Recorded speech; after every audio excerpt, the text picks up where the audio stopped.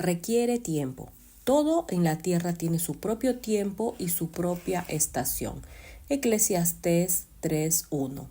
Estoy seguro de que Dios, que comenzó la buena obra dentro de ustedes, les seguirá ayudando a crecer en su gracia hasta que su labor dentro de ustedes sea finalmente acabada en ese día cuando Jesucristo regrese. Filipenses 1:6. No hay atajos hacia la madurez. Se requiere años para que lleguemos a ser adultos y requiere toda una estación para que la fruta madure y esté lista. Lo mismo es verdad del fruto del Espíritu.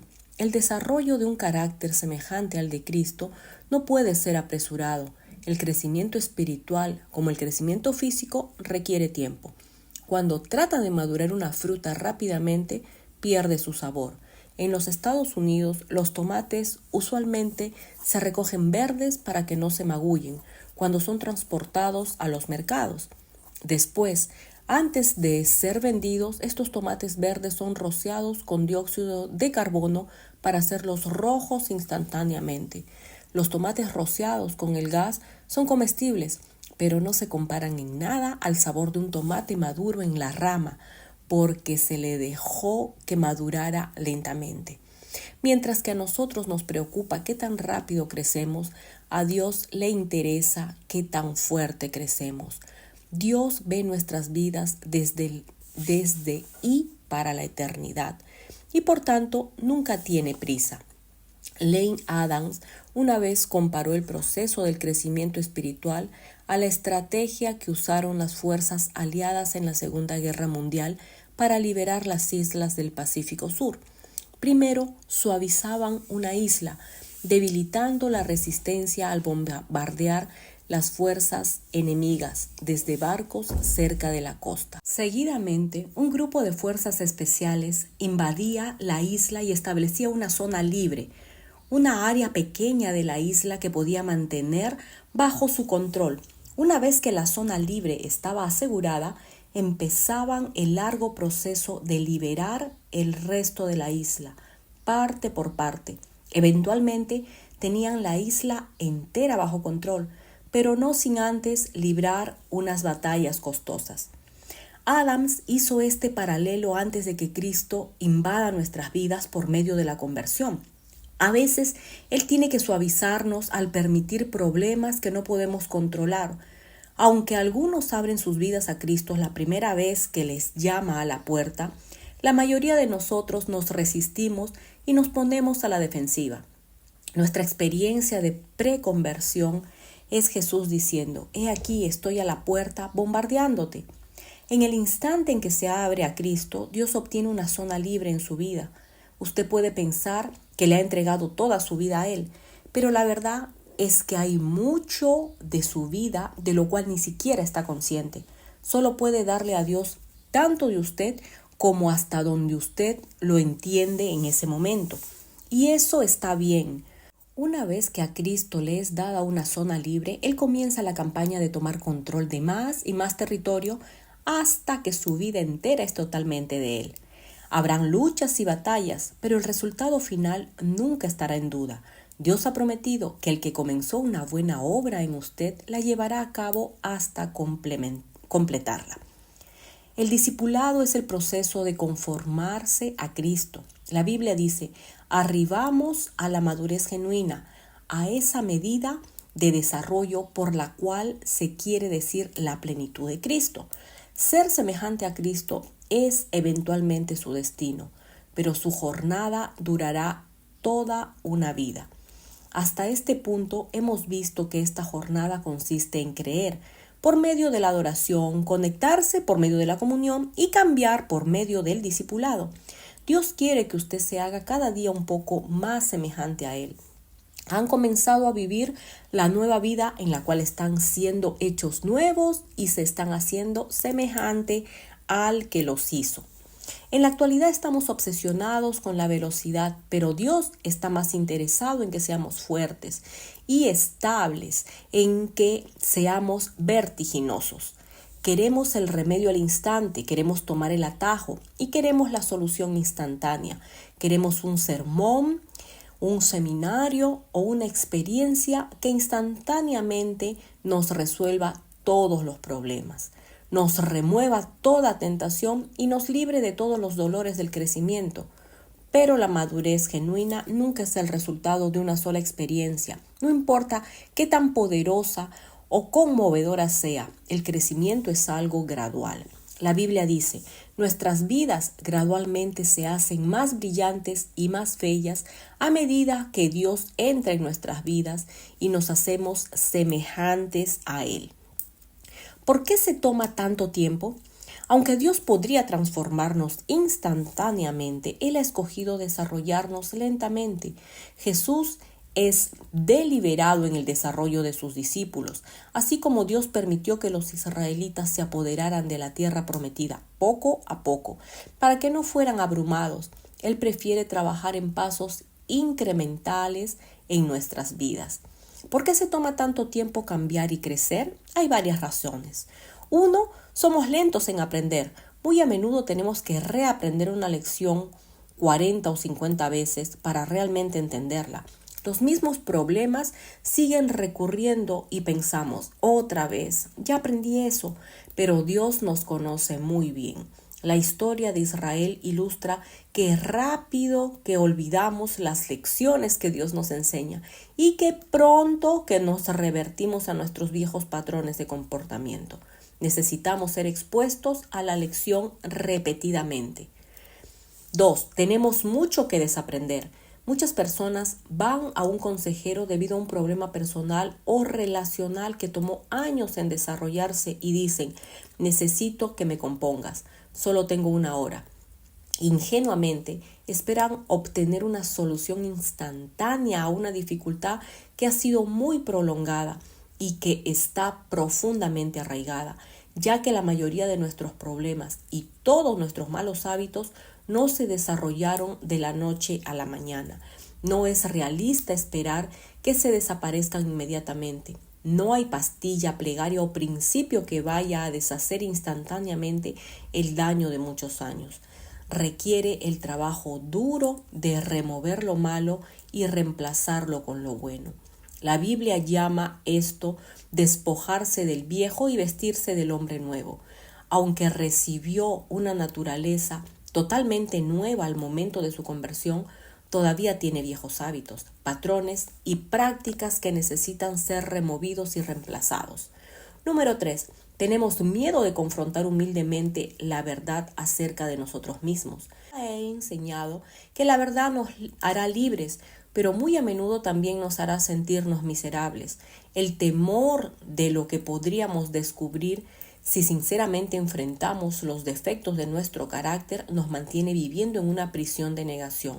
Solo a medida que le permitimos a Dios que ilumine con la luz de su verdad nuestros defectos, fracasos y debilidades es que podemos comenzar a trabajar en ellos.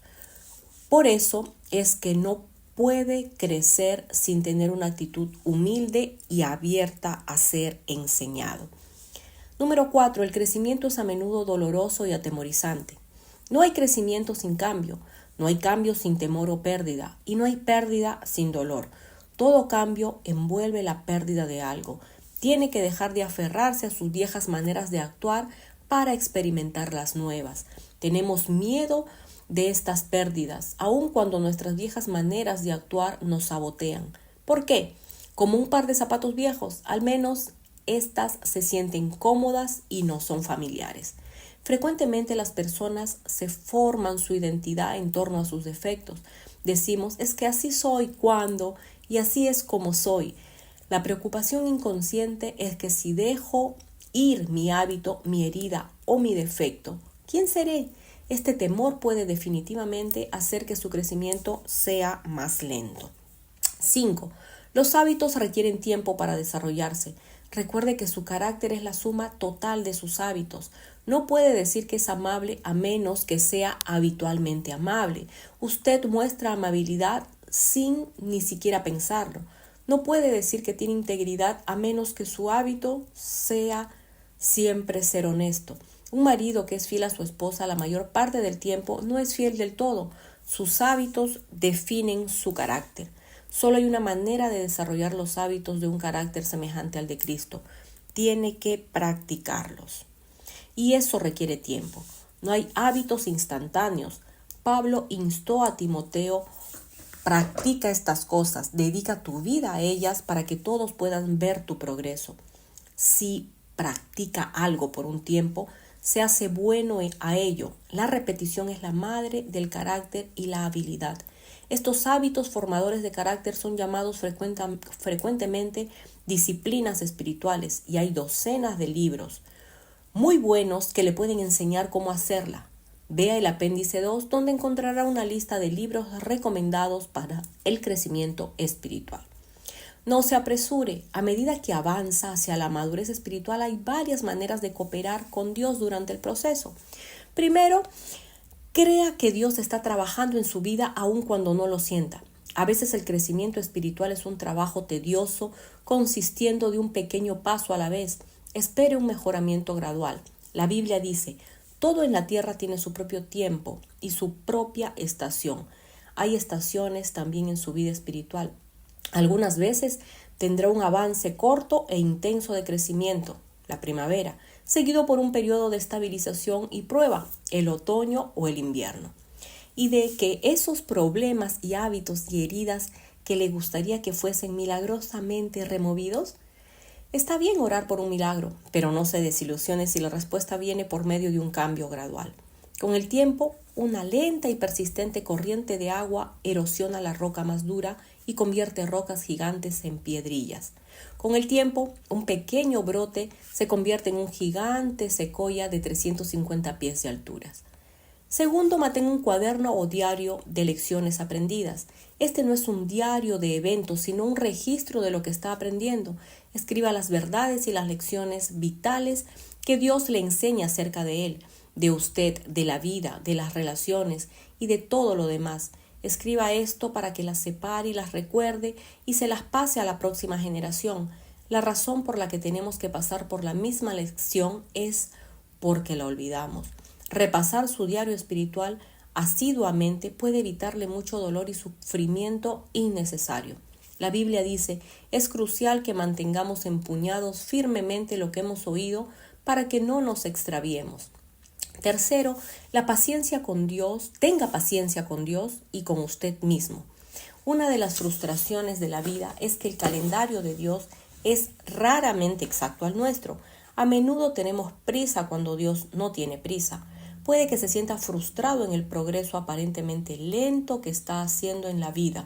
Recuerde que Dios nunca tiene prisa, pero siempre llega a tiempo. Él usará toda su vida para repararlo, para su papel en la eternidad. La Biblia está llena de ejemplos de cómo Dios usa un proceso prolongado para formar el carácter, especialmente en líderes. Dios se tomó 80 años para preparar a Moisés, incluyendo 40 en el desierto. Por 14,600 días Moisés esperaba y preguntaba: ¿ya llegó la hora? Pero Dios decía: todavía no.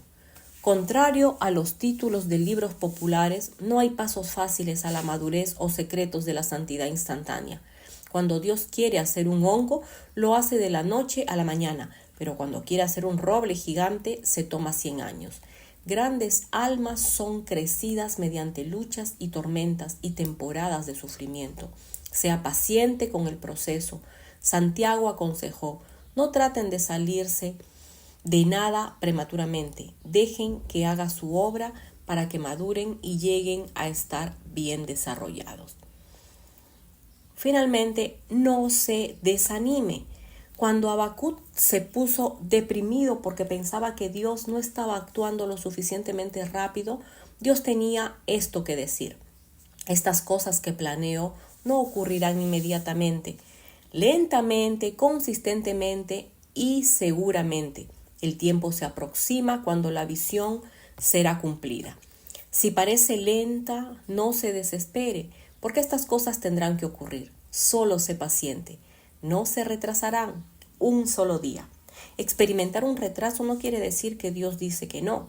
Recuerde cuánto ha progresado, no solo cuánto le falta. Todavía no es donde quiere estar, pero tampoco está donde solía estar. Hace años la gente se prendía en la ropa un botón muy popular con las siglas PFTPDNHTCT. Esto quería decir, por favor, ten paciencia. Dios no ha terminado conmigo todavía. Dios no ha terminado con usted tampoco, así que siga avanzando. Incluso hasta el insignificante caracol subió a bordo del arca solo porque perseveró. Día 28. Pensando en mi propósito. Un punto para reflexionar. No hay atajos hacia la madurez. Un versículo para recordar. Dios comenzó a hacer un buen trabajo en ustedes y estoy seguro que lo continuará hasta que sea acabado cuando Jesús regrese. Filipenses 1:6. Una pregunta para considerar. ¿En qué área de mi crecimiento espiritual necesito ser más paciente y persistente?